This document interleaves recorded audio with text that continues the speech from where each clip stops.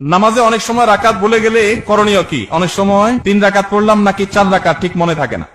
নামাজে রাকাত সংখ্যা নিয়ে যদি আমাদের সমস্যা হয়, এই সমস্যা তো প্রায় হয়, তাই না? আজকাল যে পরিমাণ দুনিয়ার ধান্দা, নামাজের রাকাতের হিসাব মনে থাকে না। তো রাকাত সংখ্যা নিয়ে যদি আমার ঝামেলা হয়, মনে না থাকে, তাহলে আমি কি করব?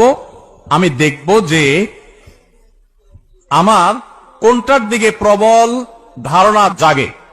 3 রাকাত আর 4 রাকাত দুটা নিয়ে সন্দেহ হচ্ছে। আমার বেশিরভাগ মনে হচ্ছে 4 রাকাত, তাহলে আলহামদুলিল্লাহ 4 রাকাতই আমি ধরে নিব। আর যদি বেশিরভাগ মনে হয় 3 রাকাত, তাহলে 3 রাকাতই আমি ধরে নিব। প্রবল ধারণা যেটা হবে সেটা আমি ধরে নিব এবং শেষে সিজদা সাও দিয়ে নিব।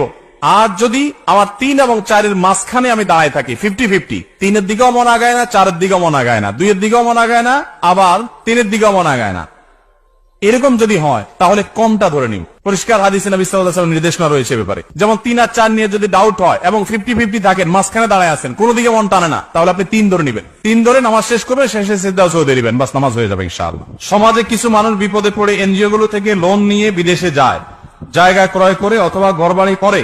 এক্ষেত্রে করণীয় কি? এনজিও গুলো 14% হারে সুদের টাকা দেয়। আমরা যখন বাইরে যাই, বিশেষ করে উন্নত দেশগুলোতে যাই, তখন বাংলাদেশি প্রবাসী ভাইরা জিজ্ঞাসা করে, ভাই এখানে হাউস লোনের জন্য ব্যাংকগুলো থেকে এত কম নামমাত্র সুদে টাকা দেয় যে বলার মতো না। এই লোভ ছাড়া যায় না, একেবারে লোন দেয় নামমাত্র মূল্যে, একদম ফাও বলতে গেলে। তো সেটা জায়েজ হবে কিনা? উত্তর একই, সুদ আল্লাহর জমিনে সবচেয়ে ভয়াবহ হারাম।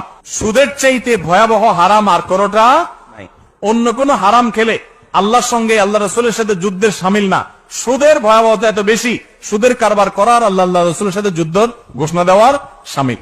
এজন্য ভাইরা, বিদেশি এনজিও গুলো বা দেশি অনেক এনজিও আছে যারা গ্রামে গ্রামে সুদি লোন দেওয়ার জন্য তারা হন্যে হয়ে মানুষ খোঁজে, আছে না নাই? কিস্তিতে টাকা দেওয়ার জন্য হন্যে হয়ে থাকে।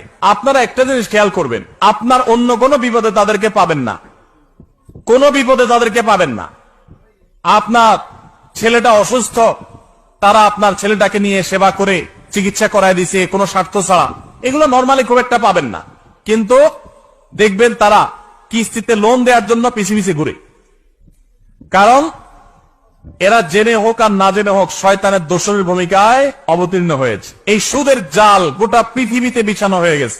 গোটা পৃথিবীর অর্থনীতি দাঁড়িয়ে আছে সুদের উপরে। আমরা বক্তব্য দিচ্ছি, কিন্তু আমরা জানি যে আমাদের আষ্টে পৃষ্ঠে সুদ আমাদেরকে ঘিরে আছে।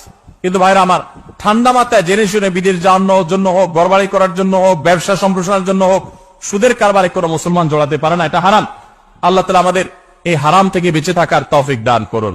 সুদের টাকা দিয়া অনেক কিছু করে ফেলতে পারেন, কিন্তু সুখের মালিক আল্লাহ তাআলা। তিনি আল্লাহ তাআলা আপনাকে এই হারাম দিয়ে কখনো আরাম দিবেন না। এজন্য সুদকে না বলার মতো ইমান শক্তি থাকতে হবে।